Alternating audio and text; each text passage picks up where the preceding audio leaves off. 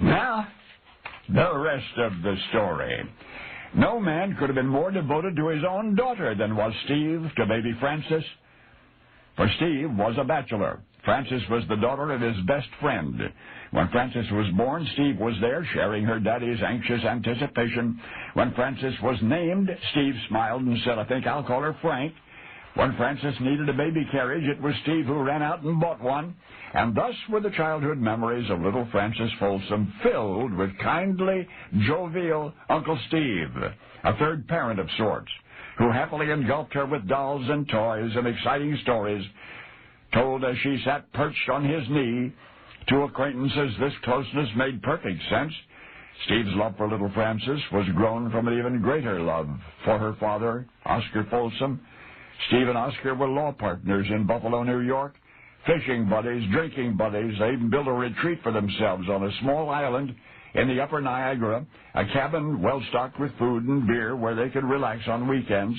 They were certain their friendship would last forever, and it did. And it did. But July 21, 1875, little Frances had her 11th birthday. And 2 days later, her daddy Oscar was riding in a buggy and in a freak accident was thrown from the buggy and killed. And he had left no will. Steve, grief-stricken, became administrator of the estate. In effect, he also became Frances's guardian. Making certain of the health and safety and superior education of his best friend's little girl was the least he could do.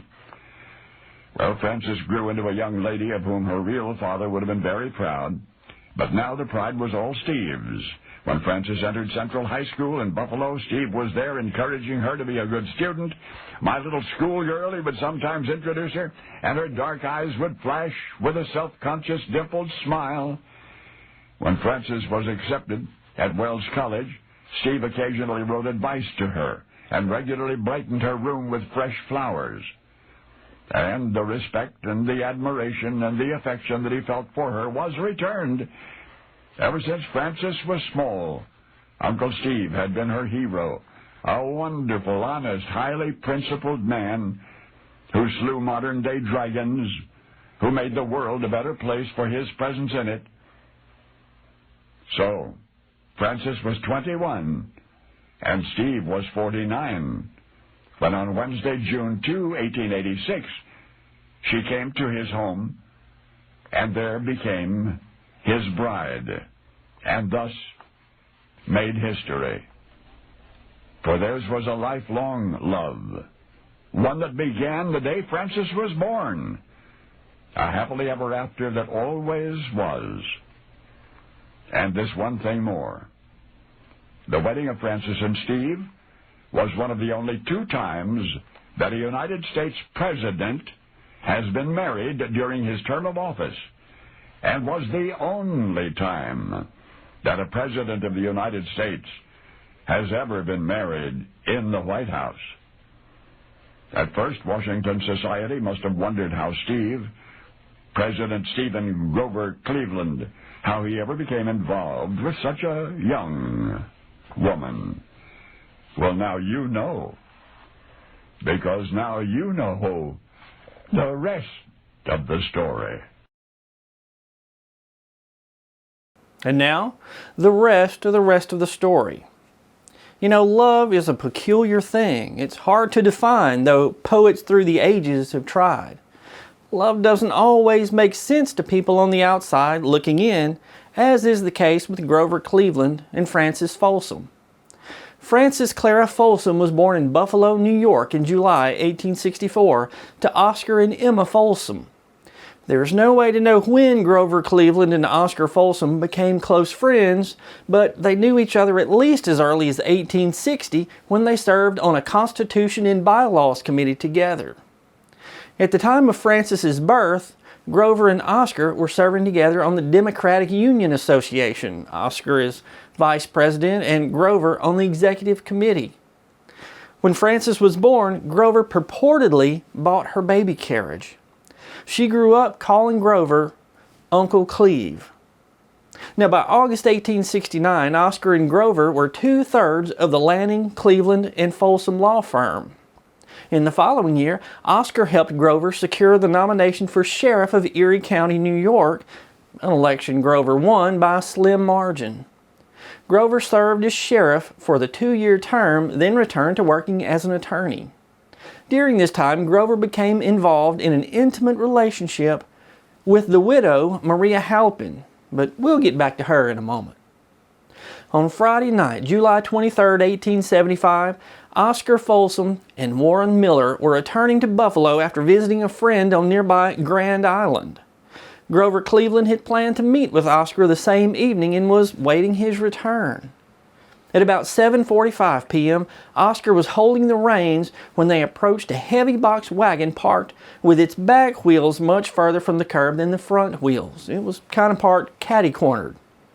Oscar thought he had enough room to pass safely, but as his buggy met the parked wagon, a rear tire of his buggy collided with the rear tire of the parked wagon. The sudden jolt forced Oscar over the dashboard and onto the street. Oscar struck the ground on the back of his head, and then he was run over by one of the back wheels of his own buggy. Warren Miller and others who had seen the accident carried the unconscious Oscar to a nearby house. Doctors rushed to the house and examined Oscar. They found that he had a severe skull fracture. Now, Grover Cleveland anxiously awaited his friend's return. He must have wondered what was keeping Oscar. Finally, a messenger arrived with the news of the accident. Grover left to be by his friend's side, but the doctors did all they could. They were unable to save Oscar. Just before 10 o'clock on the same night, 37-year-old Oscar Folsom died from his injuries. Grover was still driving to be with Oscar when he learned of his death. Unfortunately, there are no known photos of Oscar Folsom. On the Monday following his death, Grover Cleveland spoke to his fellow bar members of Erie County in a tribute to Oscar. He said, "I shall not attempt to describe my emotions. Death seemed so foreign to this man, and the exuberance of his life was so marked and prominent that the idea of his dying or his death seemed to me incongruous and out of place. I had seen him in every other part in the drama of life, but this, and for this he seemed unfitted. He was my friend in the most sacred and complete sense of the term. I have walked with him, talked with him, ate with him, and slept with him. Was he not my friend? I must not, dare not, recall the memories of our long and loving friendship, and let not my brethren think it amiss if I force back the thoughts that come crowding to my mind." Grover Cleveland was heartbroken. Frances was 11 years old when her father died. As Mr. Harvey explained, Grover handled Oscar's estate and acted as a godfather to Frances. In 1881, Grover ran for and was elected mayor of Buffalo. In that same year, Frances quit high school.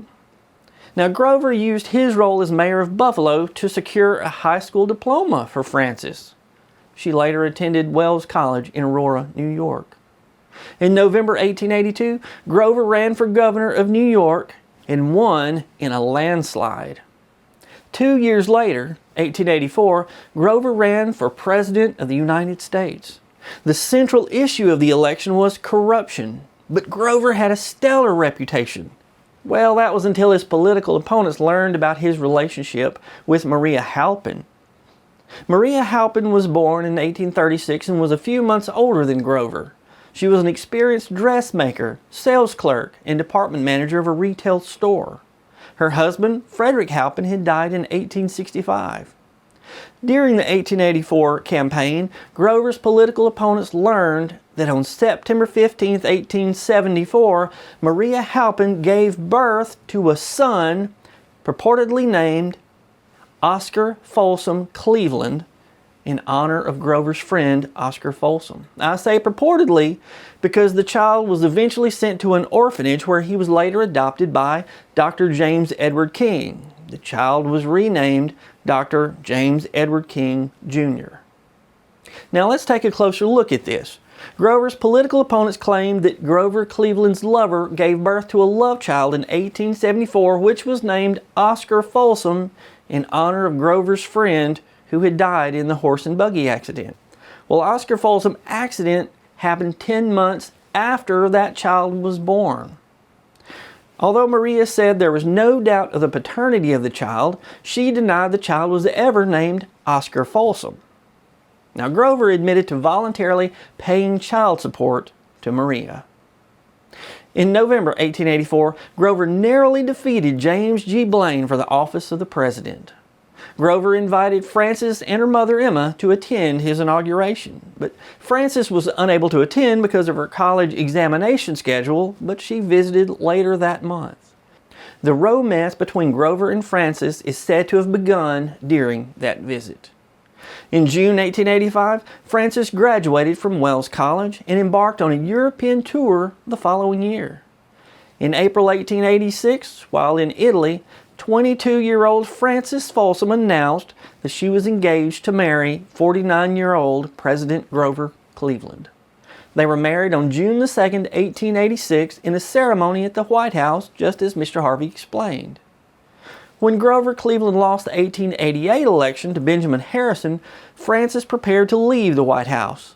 She told a White House employee, "Now, Jerry, I want you to take good care of all the furniture and ornaments in the house and not let any of them get lost or broken.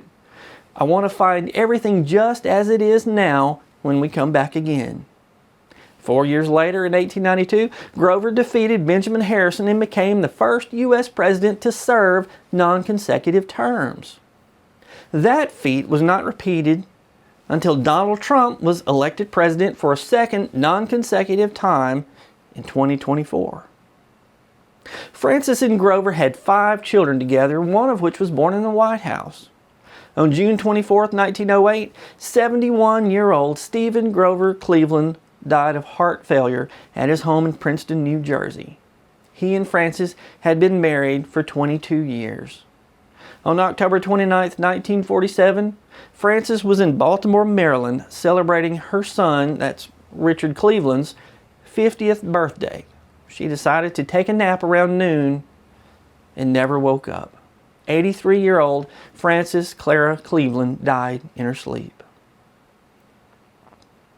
You and I were shocked when we learned that Grover Cleveland married his godchild, but should we have been shocked? Love knows no limitations.